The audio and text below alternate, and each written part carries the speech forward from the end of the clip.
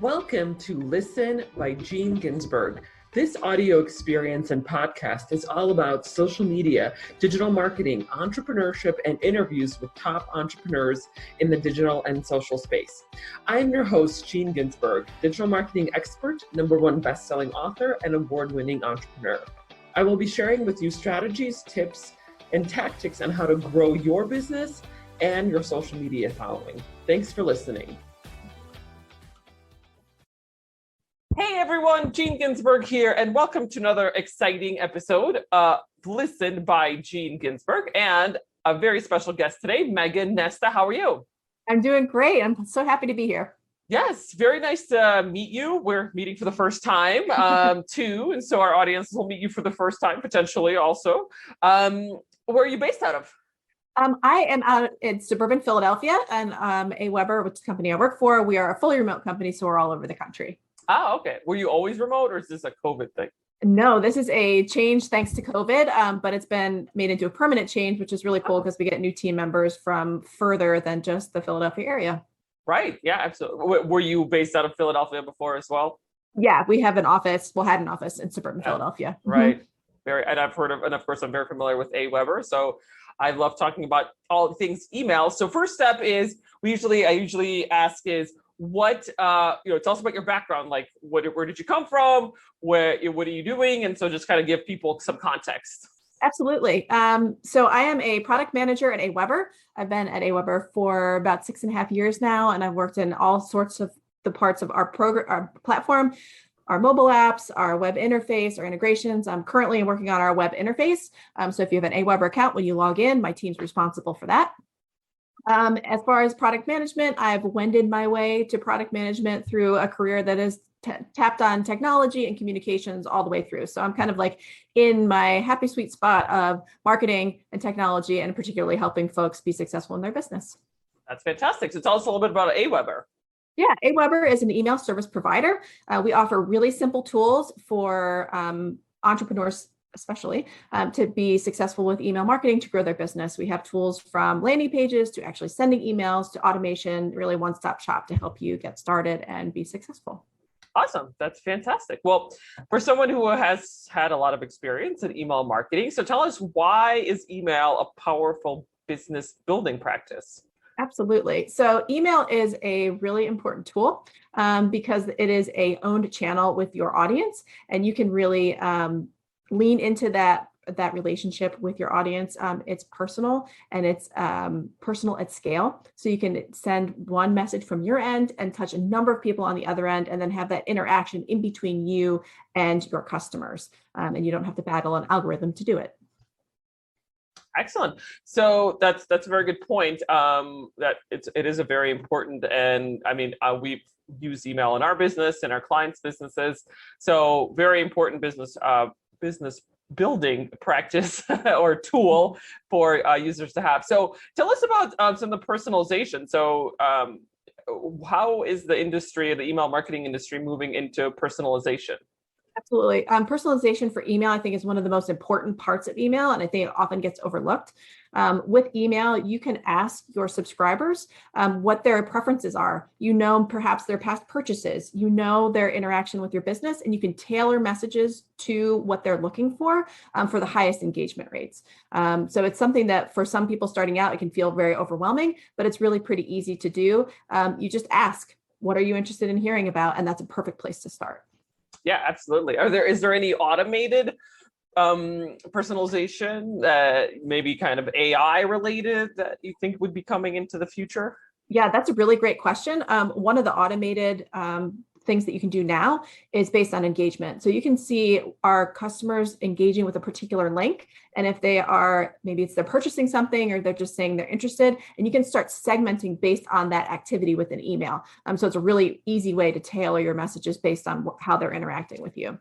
Absolutely. Yeah, I would love to see that more. I think in email marketing platforms where it's like, the platform does the data analysis kind of for you in a way where you don't have to like pour over the data, but it can make recommendations and say, oh, well, it looked like these kinds of people clicked on the link in your email and it sounds like they're interested in XYZ. So maybe, you segment them to be in a specific segment and because they're interested in shoes or whatever that might be. So absolutely. And a little plug for AWeber, we have a pretty simple way to do this now. So if you have a particular message and, say you have shoes and handbags as 2 links in your email, you can see the folks that clicked on each one of those links and send a message directly to one of those groups. And then, tell them about a promotion for handbags, for example. Right. Absolutely. So of course, our audiences are small businesses and people who are looking to start a business. And of course, being in business, it's all about relationships. So how do you build lasting relationships over email? That is a great question. I think the first step in that is remembering that there's somebody on the other side of the inbox and having that asking for feedback, asking questions, asking to reply. You can be and doing it in your own tone and language. Like, do you tend to be kind of cheeky? Do you tend to be funny? Use that language in email and being your authentic self. I think you'll find people will really respond to that. Mm-hmm. Yeah, absolutely. It's all about being yourself. It's all about being authentic, right? Whatever that's an email or any other platform when it comes to marketing, right? So I totally can understand that. Yes, creating some messaging that is authentic to your audiences. And I think that's a really good way to build relationships. And then we, like I said, we are a digital marketing agency. And of course, we work with clients and help them with their email marketing platforms that, of course, used AWeber in the past. And one of the questions, or one of the things that comes up sometimes with my clients is, just the fear of sending out emails. Sometimes when we come on board as a digital marketing agency, we don't have that fear necessarily because we've done this for a long time. But for a brand or for a small business, that might be something that does occur. So how do you overcome the fear of sending out emails? Yeah, it can be really scary to send out an email. I think with a lot of things, it takes practice and it just takes a consistency. Once you realize that, after doing it, say you email every Monday, you do it for several weeks, you realize like, okay, I can do this. And you get the encouragement of results. You see folks opening up your email, you see maybe them responding to you. So I think practice is part of it. I think another thing that's really simple is sending yourself a test message. Like that test message process, you see the email in your inbox, you say, oh, okay, like I know this is looking like exactly like I want it to. And you have less anxiety from that part of things, testing things out. Yeah, seeing it yourself. Mm-hmm. And then also, getting feedback, seeing how people are interacting with your email. This podcast is brought to you by the Digital Marketing Method monthly group coaching program, your methodology for growing your business and your social media following. Join me and my group of supportive entrepreneurs and learn how you can grow your business and your social media following, where we cover topics such as Instagram, Facebook, YouTube, email marketing, and so much more. Go to dmgroup.online, dmgroup.online. I know it can be a little scary when you're first starting out or you're first doing email. Yeah.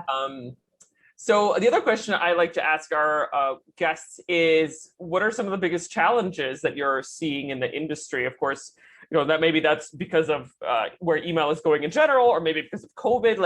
What kind of challenges are you seeing? Yeah. So interestingly, through COVID, we saw an increase in email marketing, that we changed that communication because we weren't seeing each other in person. So I think there's been some positives out of that, people just learning good practices. But I think challenges ongoing are just making sure that you have folks opting into your list, making sure you have permission. You may have heard things like GDPR or other regulations about making sure that you're following best practices. And that's just really making sure that people want to sign up. So I think those things can feel scary and feel like they're changes, but as long as you are asking people to opt in and you're following through with the kind of content you say you're going to deliver, then you'll be just fine. I think one of the late breaking changes that'll be interesting to see how it rolls out is in the fall, Apple is going to be rolling out a tool where you can hide your email address, which will impact what opens are tracked We have actually a post on our blog about it. Our CEO went into depth about what those implications might be. But I think that will be a change to our industry and just how we track engagement in emails. I think there may be a shift to more of the click-through rates and those sorts of engagement. But I think that'll be an interesting trend to see, and just how we adapt as we go down the road. Right. Do you want to share a little bit about the blog, just to kind of share with our audiences what this change will be? Yeah, so you can check it out at our on our website, blog.aweber.com too, as well, if you want to check it out. But basically, there's going to be a tool where, as an Apple Mail user, I can say that I want to not have my email address tracked. And what that will mean on the other side, as a marketer, is that you may see a decrease in opens because it's not tracking that.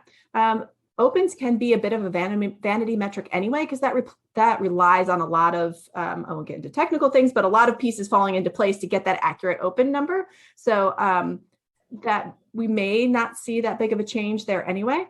But I think the thing that we, as consumers, we need to be aware of is what that means. So Apple is acting in the effort of privacy for folks. But also that means that they own data too. So I think, being a conscious consumer and understanding those privacy things is really important as well. And Tom, our CEO, goes into that in the blog post. Yeah, interesting. Definitely check that out. I'm definitely going to check that out too, because I'm curious. A lot of changes going on Apple, right? The whole Facebook thing that happened earlier this year. That's right. Now this thing with email happening on Apple. So I'm just curious where they're going with all of this and what they're trying to accomplish. And I guess they're trying to protect is this only applicable to, like, if I have like an @iMac or .com or an @apple.com email address? Yes, it's for Apple email addresses. That's correct. Only. So It doesn't apply to Google or anything like that. Right. So they're basically asking, like, if you're signing up for a list, do you want to use your Gmail or do you want to use something else? Is right. Kind of what it boils down to. Yeah, absolutely. Interesting changes going on. And then the other question I'd like to ask our guests is, based on your area of expertise, which is email marketing, what is something that our audiences can take back to their business and act on, or take an actionable item right now to help with their business? Absolutely. You've probably heard the best thing you can do is start your email list. And if you haven't started it, start it last week. This is a really easy thing to do in a variety of tools. I can speak to Aweber. We have a free account where you can set up a landing page, and you can set up an account and a landing page in 10 minutes and start having people sign up for your email list, which you can just share it anywhere you are, on social media or, on your website. We have sign up forms as well if you already have an established website. So I think just starting that collection of email addresses is a great place to start. Yeah, absolutely. If I always hear that if you haven't started your email list, then do it now, if not last week. That's right. Absolutely. So where do you see the future of email? I mean, I know I've been in the digital marketing industry for a very long time. And originally when, email came about 20 years ago, open rates were astronomical, 80-90% open rates. But of course, that has come down significantly 20 years later. Where do you see the changes in the future for email? Do you feel like it's going to stick around the way it is and just kind of be the same? Or do you feel like there's going to be a lot of changes to it, or are open rates going to go down in general? What are your thoughts? Yeah, I think, the email is dead comes out often, like it makes the rounds every so often, a couple times a year. I think email is a really powerful tool, and it will continue to be a really powerful tool for a long time. It's something that you can have that interaction with folks. And I think, there's been a number of reports about younger people as well. They don't have a physical address. They get digital email. So I think as demographics change, they will lean into email more. I think that email will continue to be more personalized and will be more engaging. So things like AMP for email in Gmail, if you're familiar with that, it's an interactive email experience where you can fill out forms, you can scroll through a carousel of images. I think things like that will start to happen more, where there's more interesting content in email, and we can be more specific about how we deliver it. So I think it will continue to evolve, but I think it's definitely here to stay. Okay. Is there a chance you think that even the newer generations might not even have an email address? I think that's possible, but I think also my children are younger, but they've already started. My teenager has started to know that like this email address is where I get my important information. Like he just opened a bank account, so he gets that information there. And while there's this connection between apps and the web, there's still a center, like an address, a place to stake your claim to get important information in email. And that is sales too, like to him. Getting his sale information from his favorite store is important as well. So I think it will evolve. They'll think about it differently. I think it'll be less about writing emails as letters to each other and more about I'm hearing from businesses, but we'll see. I think it'll be interesting to see how that plays out. Yeah. It is interesting how the new generations are interacting with email or just interacting with communication, right? Like how communications are sent from person to person, from business to person. So yeah, interesting. I love having these conversations about what the future holds. And then the last question that I like to ask before we wrap up is also about what the future holds. And this is a wild card question. I love asking this.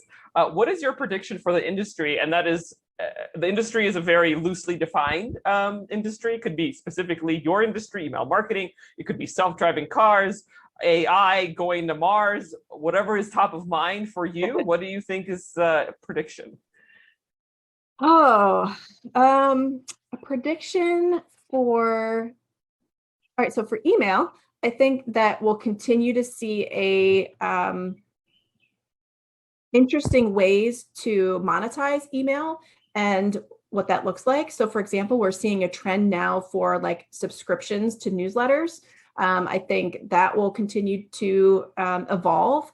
I think also things like one-click purchase and those sorts of things within the email in a way that's secure and that way that's engaging, I think we'll continue to see an evolution there. So I think that we'll see more monetization, less in the way of like, say, ads in a newsletter, which still happens, but more as a subscriber or as a consumer, I am, electing to pay for this service because I find it valuable.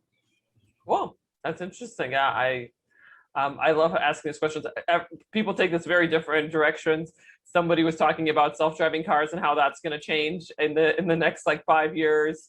Somebody was talking about longevity and how we're going to live to be 150 years old. So it's I like to ask the wild card question about what's top of mind.